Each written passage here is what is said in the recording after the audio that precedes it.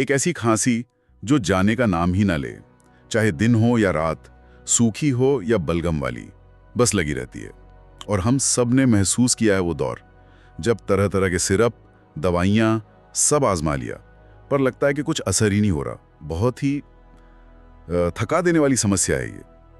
आज हमारे हाथ एक बहुत ही दिलचस्प स्रोत लगा है कि ये पुरानी से पुरानी खांसी को भी ठीक कर सकता है। और आज हम सिर्फ इस नुस्खे को दोहराएंगे नहीं, बल्कि इसकी गहराई में जाएंगे। हम ये समझने की कोशिश करेंगे कि स्रोत के मुताबिक इसमें जो चीजें हैं उनके पीछे का लॉजिक क्या है, इसे बनाने का जो तरीका बताया है उसमें क्या खास है, और सबसे जरूरी इसे इस्तेमाल करते वक्त क्या सावधानियां रखनी है। तो चलिए रसोई की कुछ आम चीजों से बनने वाले इस नुस्खे की परतें खोलते हैं। पहली बात जो मुझे अच्छी लगी वो ये कि इसमें जो 5 चीजें हैं वो हर भारतीय रसोई में मिल ही जाती हैं। काली मिर्च, काला नमक, अजवाइन, हरी इलायची और अदरक। कोई रॉकेट साइंस नहीं। बिल्कुल, और यही इसकी खासियत है। लेकिन स्रोत के अनुसार इनका जो कॉम्बिनेशन है वो इन्हें असाधारण बनाता है। चलिए एक एक करके समझते हैं। शुरुआत करते हैं काली मिर्च से। वीडियो में इसे एक एक्सपेक्टोरेंट कहा गया है। ये शब्द हम अक्सर कफ सिरप पर पढ़ते हैं। हाँ, एक्सपेक्टोरेंट। इसका मतलब तो यही होता है ना कि कुछ जो बलगम को बाहर निकाले। पर काली मिर्च ये करती कैसे है? क्या सिर्फ अपने तीखेपन से? अच्छा सवाल है। इसका तीखापन एक भूमिका निभाता है, पर काली मिर्च में पिपेरिन नाम का एक कंपाउंड होता है। पिपेरिन? हाँ, यही शरीर में गर्मी पैदा करता है और ब्लड सर्कुलेशन बढ़ाता है।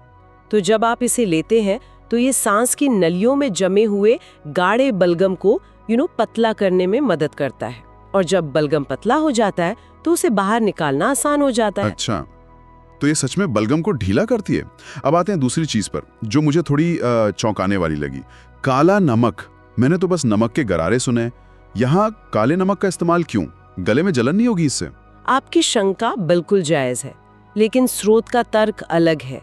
वो कहते हैं कि काला नमक दोनों तरह की खांसी में फायदेमंद है, सूखी भी और बलगम वाली भी। और इसकी सबसे बड़ी खासियत है इसका सांस के नलियों को रिलैक्स करने का गुण। पुरानी खांसी में क्या होता है कि लगातार खांसने से हमारी मांसपेशियां अकड़ जाती हैं, एक तरह का ब्रोंकोस्पैज्म होता है। मतलब एक जकड़न सी महसूस होती है। बिल्कुल। स्रोत का दावा है कि काला नमक इस जकड़न को कम करता है, शायद इसलिए क्योंकि इसमें सोडियम के अलावा पोटेशियम और मैग्नीशियम जैसे मिनरल्स भी होते हैं जो मसल्स को आराम देने के लिए जाने जाते हैं। ये तो बहुत दिलचस्प कनेक्शन है। मतलब ये सिर्फ लक्षण पर नहीं बल्कि उसे होने वाली दूसरी समस्या पर भी काम कर रहा है। इसके बाद है अजवाइन। अजवाइन का नाम सुनते ही मेरे दिमाग में तो बस हाजमा आता है। खांसी से इसका क्या लेना देना? हाँ, सही कहा। ज्यादातर लोग अजवाइन को पाचन से ही जोड़ते हैं, लेकिन आयुर्वेद में अजवाइन को उसकी उष्ण यानी गर्म तासीर के लिए जाना जाता है। स्रोत भी यही कहता है कि ये चेस्ट कंजेशन, सीने की जकड़न को दूर करने में बहुत प्रभावी है। इसमें थाइमोल नाम का एक एसेंशियल ऑयल होता है जिसमें एंटीबैक्टीरियल गुण होते हैं, और यही थाइमोल कई कफ ड्रॉप्स और वेपर रब में भी इस्तेमाल होता है। अरे वाह, तो अजवाइन में भी एक छुपा हुआ कफ फाइटर है। और चौथी चीज है हरी इलायची। इसकी खुशबू तो कमाल है, पर खांसी में इसका क्या योगदान है? स्रोत के अनुसार हरी इलायची गले की इन्फेक्शन को शांत करती है। देखिए, जब लगातार खांसी होती है तो गले और सांस की नलियों में सूजन आ जाती है। इलायची में एंटी इन्फ्लेमेटरी गुण होते हैं, तो ये उस सूजन को कम करती है, जिससे दर्द और खराश में राहत मिलती है। ठीक है, अब आते हैं इस नुस्खे के मेरे सबसे शो स्टॉपर पर, अदरक। अदरक के बिना तो सर्दी जुकाम का कोई भी इलाज अधूरा लगता है, पर क्या स्रोत इसके बारे में कुछ नया बता रहा है? हाँ, स्रोत अदरक के एक खास गुण पर बहुत जोर देता है, इसका शक्तिशाली एंटी इन्फ्लेमेटरी होना। और इसके पीछे का हीरो है जिंजरॉल नाम का एक कंपाउंड। जिंजरॉल? हाँ, यही अदरक को उसका तीखा स्वाद देता है, और रिसर्च भी मानती है कि जिंजरॉल शरीर में सूजन पैदा करने वाले मॉलिक्यूल्स को ब्लॉक कर सकता है। तो ये सिर्फ गले को आराम नहीं दे रहा, ये समस्या की जड़ यानी सूजन पर काम कर रहा है। तो अगर हम इन 5 को एक साथ देखें, ये तो एक पूरी टीम की तरह काम कर रहे हैं। काली मिर्च बलगम निकाल रही है, काला नमक मांसपेशियों को आराम दे रहा है, अजवाइन इन्फेक्शन से लड़ रही है, इलायची सूजन कम कर रही है, और अदरक एक पावरफुल एंटी इन्फ्लेमेटरी एजेंट है। सुनने में तो ये बहुत असरदार कॉम्बिनेशन लग रहा है। बिल्कुल, हर चीज का अपना एक खास रोल है। ये सारी चीजें सुनने में तो बहुत दमदार लग रही हैं, लेकिन इन्हें मिलाना भी एक कला होगी। आखिर सही असर के लिए बनाने का तरीका भी तो सही होना चाहिए। क्या प्रक्रिया है इसकी? आपने बिल्कुल सही पकड़ा। तरीका और अनुपात बहुत जरूरी है। तो सबसे पहले मात्रा देख लेते हैं। हाँ। आपको चाहिए 1/4 चम्मच काली मिर्च का पाउडर, ठीक है। 1/4 चम्मच काला नमक, 1 चम्मच अजवाइन, 4 चम्मच पिसा हुआ अदरक। 4 चम्मच, ये तो काफी ज्यादा है। मतलब अदरक को वाकई में हीरो बनाया गया है। हाँ, और साथ में 4 से 5 छोटी इलायची, जिनके सिर्फ बीज इस्तेमाल करने हैं, छिलका नहीं। और इन सबको एक साथ बांधने के लिए कोई बेस भी तो चाहिए होगा। हाँ, और बेस के तौर पर स्रोत कहता है 5 बड़े चम्मच गुड़ इस्तेमाल करें। यहाँ चीनी की जगह गुड़ का चुनाव भी बहुत सोचा समझा है।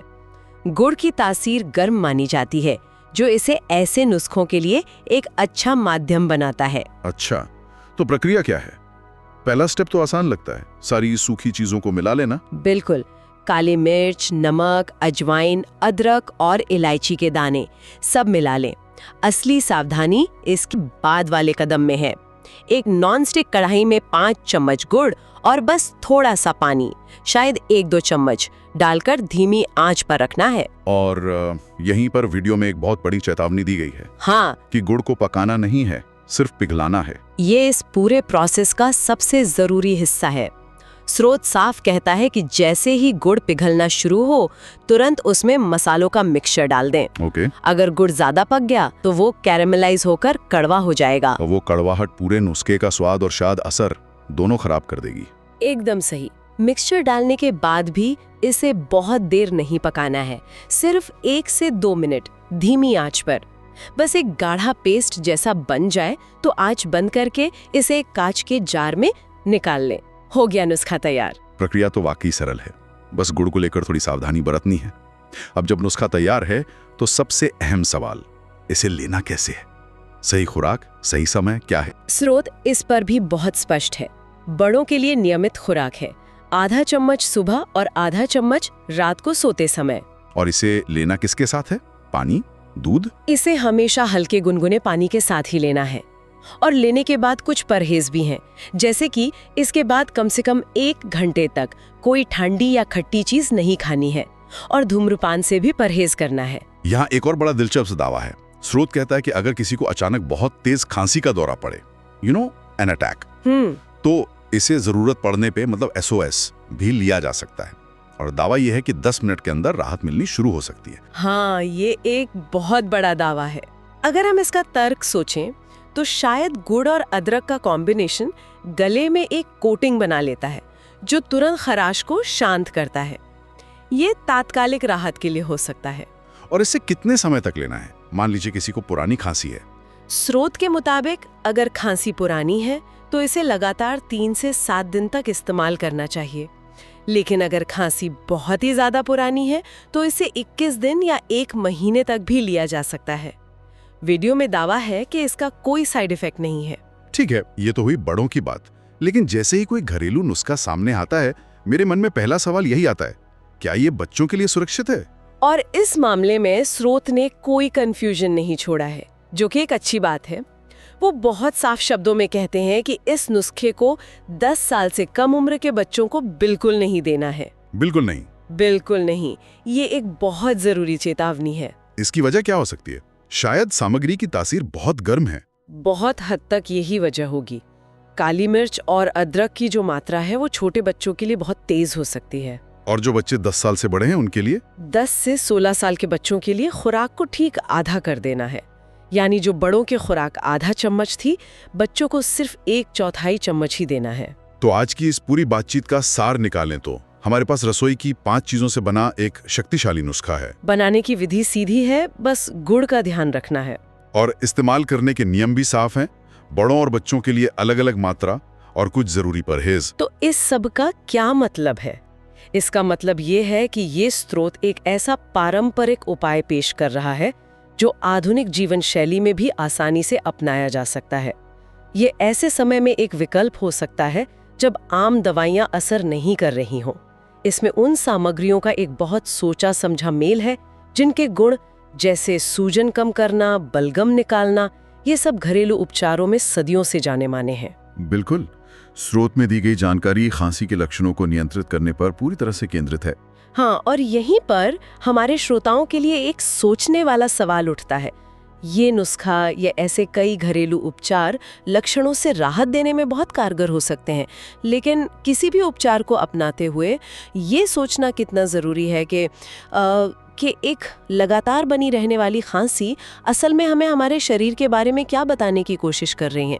लक्षणों से राहत पाना ज़रूरी है, पर क्या उस चेतावनी को अनसुना कर देना सही है जो हमारा शरीर हमें दे रहा है?